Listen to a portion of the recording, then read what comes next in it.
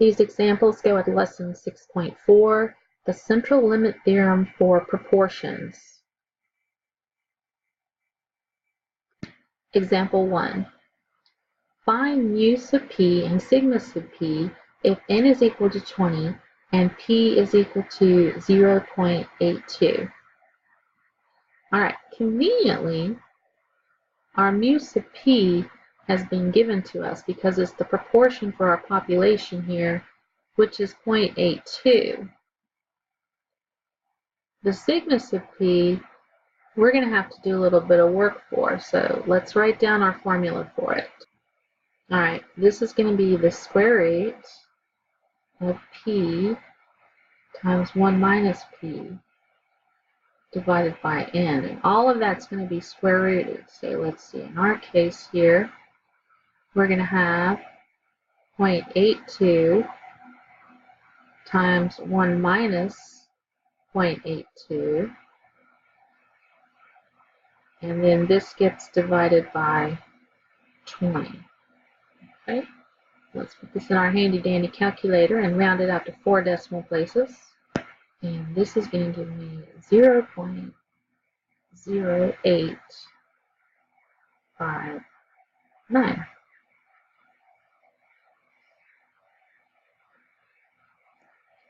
Example 2. Find mu sub p and sigma sub p if n is equal to 217 and p is equal to 0.455.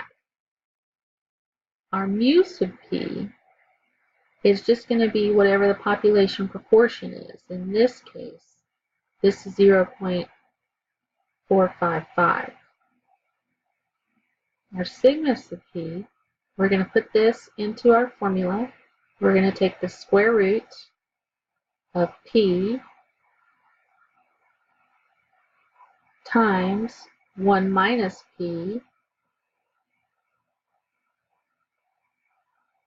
and we're going to divide this by n. And then we're going to put it in our calculator and round it off to 4 decimal places. And this is going to give me 0.0338.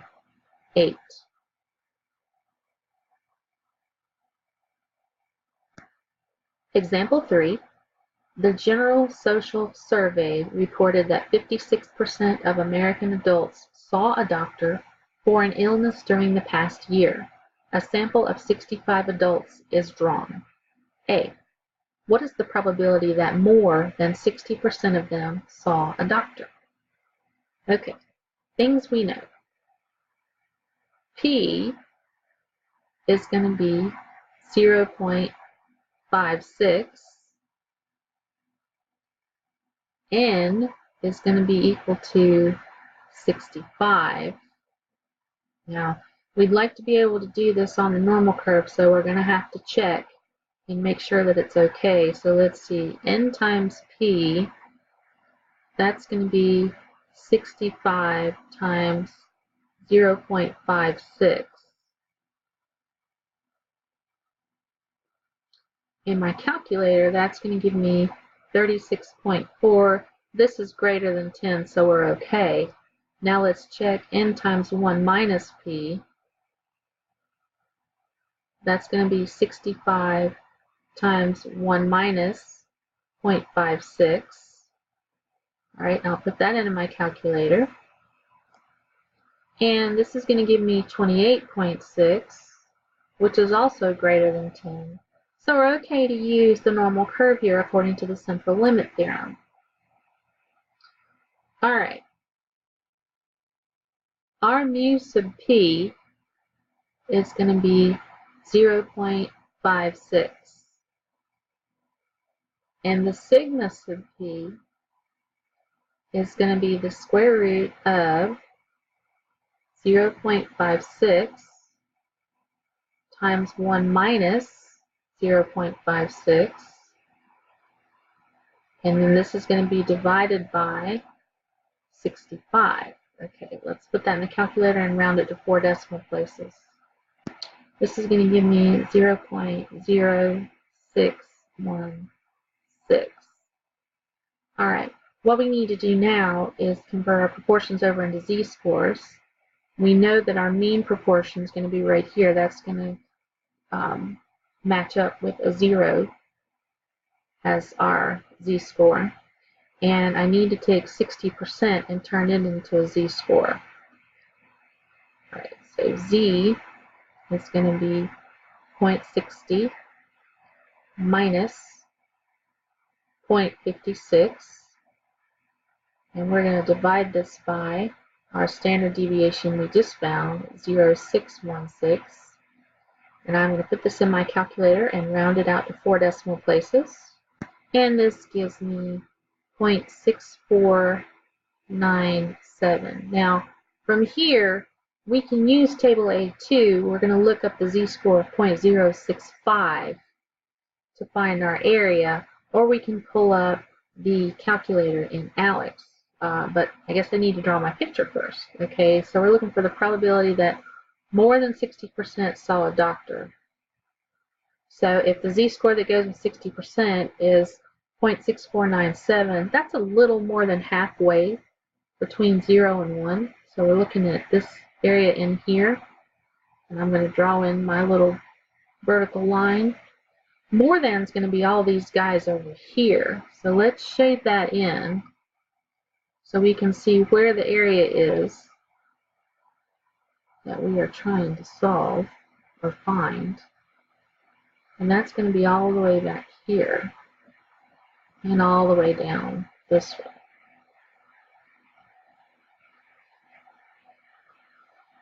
And then, of course, this point right here is 0.6497.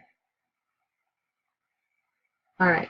Remember, to get to the purple area over here, we have to use the rule of complements, because the ALEKS calculator and table A2 will give us the area over here, the unshaded area, and then the rule of complements tells us we're going to do 1 minus that to get to my purple area over here. And I'm going to pull up the ALEKS calculator because I can do this all at one time. I can just do 1 minus it, and I don't have to do this in 2 steps. So let's bring up the calculator.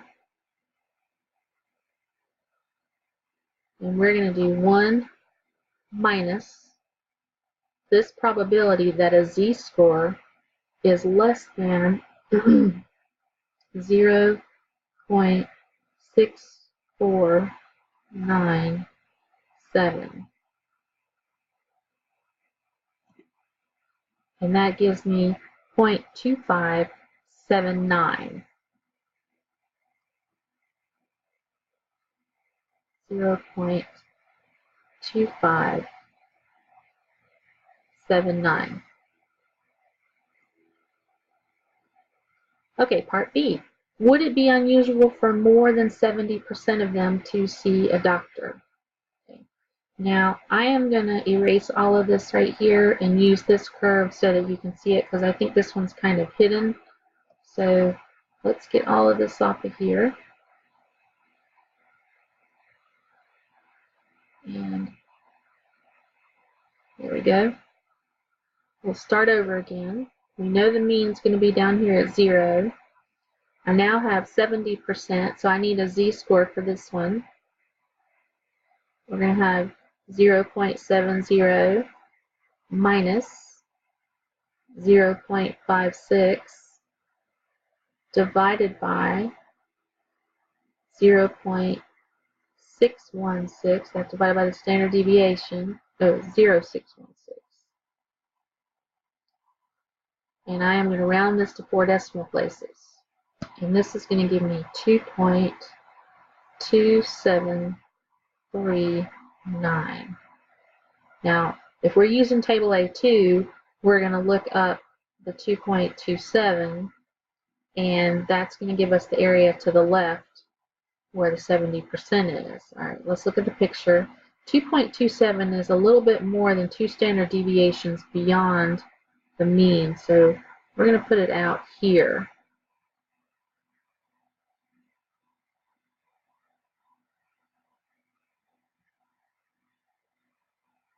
And we want to know if it's unusual for more than 70% to see them. So the area that we're looking for is actually all of this back here.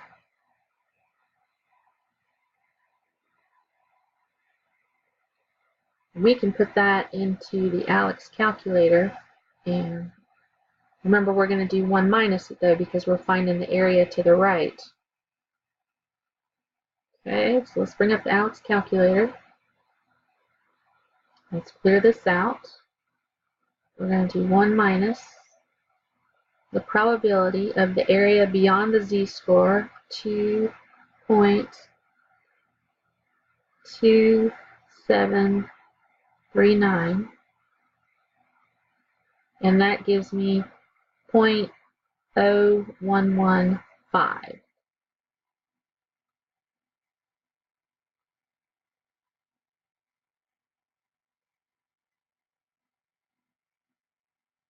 And now we can answer our question. Would it be unusual for more than 70% of them to see a doctor?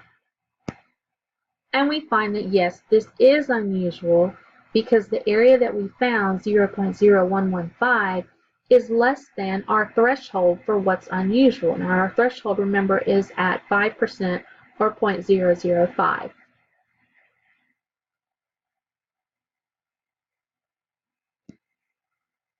Example 4, for a certain type of computer chip, the proportion of chips that are defective is 0.10. A computer manufacturer receives a shipment of 200 chips. A. What is the probability that the proportion of defective chips in the shipment is between 0.08 and 0.15? Okay, let's see. Things that we know.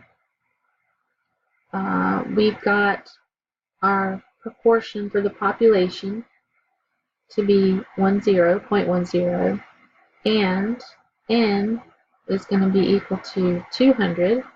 All right, now let's test this and make sure the central limit theorem is going to apply here. So n times p, this is going to be 0.10 times 200, and that's going to be 20. And then n times 1 minus p is going to be 200 times 1 minus 0.10, and that's going to be 180. So these are both greater than 10, so we're okay to use the normal curve to answer this question. All right, let's find the parts that we need. The mean proportion is going to be the population proportion, which was 0.10. The sigma proportion, our standard deviation, we're going to have the square root of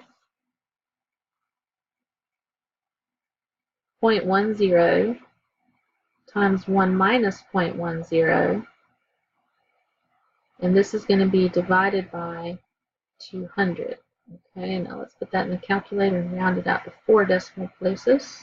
And this gives me 0.0212. Alright, let's take a look at this on our curve. The mean, of course, is going to go right here in the middle, but we need to convert our 0.08 and our 0.15 into z-scores. And we're trying to find the probability that it actually falls between those two. Okay, so the first z-score, we're going to do 0.08 minus our mean divided by the standard deviation.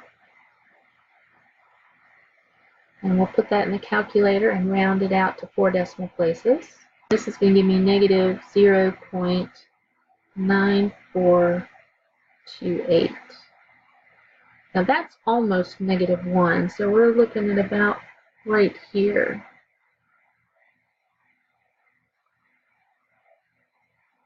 I'm going to draw in a vertical line here. Alright, let's get our other z-score. This is going to be 0.15 minus our mean divided by the standard deviation. And let's put that in the calculator. This gives me 2.3570. So this is going to be a little bit more than 2 standard deviations away from the mean, so not quite halfway. We'll put it right here. I'm drawing the vertical line here. So the area that I want is between all this, so that's going to be right in here.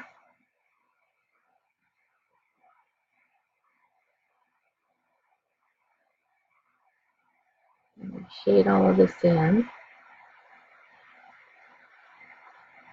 And how we're going to figure this out is we're going to have to find the area to the left of 2.3570, and then we're going to have to subtract the area to the left of negative 0.9428. Because remember, the area from 2.3570 is going to give me all this area back here.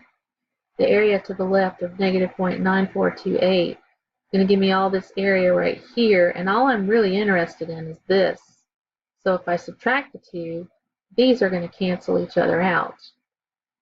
I can use table A2, and if I do, then the z-scores I'm going to use are going to be negative 0.94 and then 2.36. I'm going to go ahead and round that 5 up to a 6 because of the 7 back there. But I think I'm going to do this on the ALEKS calculator because I think it's going to be a little bit quicker. Okay, so let's pull up the ALEKS calculator. We'll clear this out. And we're going to do the probability that z is less than 2.3570.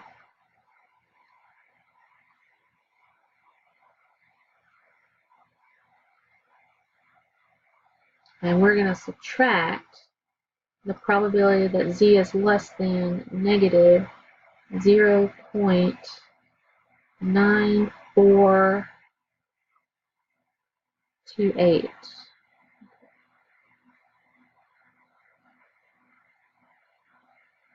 And then we'll enter, and we get 0.8179. So the area in here is 0.8179. Part B. Would it be unusual for the proportion of defective chips to be less than 0.075? All right, once again, I'm going to take the eraser, and I am going to get rid of all this up here so that we can start over clear, and you can see what's going on the graph.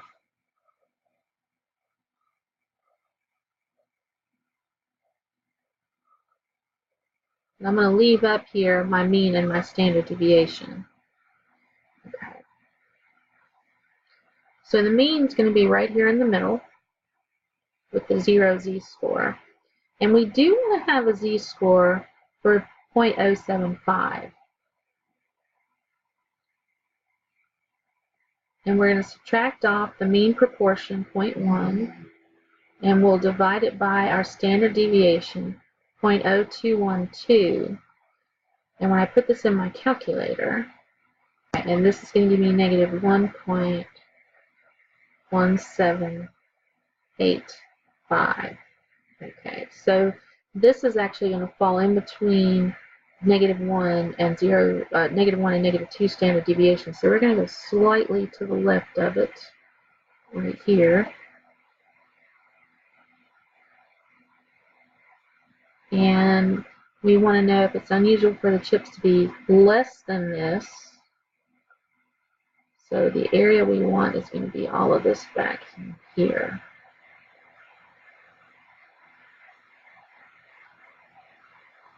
And that we should be able to pull straight out of the table if we use negative 1.18 as our z-score, or I'm going to go use the ALEKS calculator, and it's going to tell me what I need. So we'll clear this out. We want the probability that z is less than negative 1.1785. And that gives me 0.1193.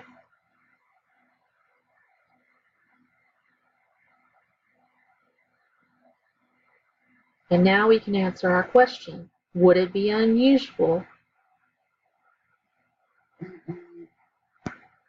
And we would say, no, this is not unusual because the area that we found, 0.1193, is greater than 0.05, which is our threshold for something being unusual. Remember, 0.05 or 5%.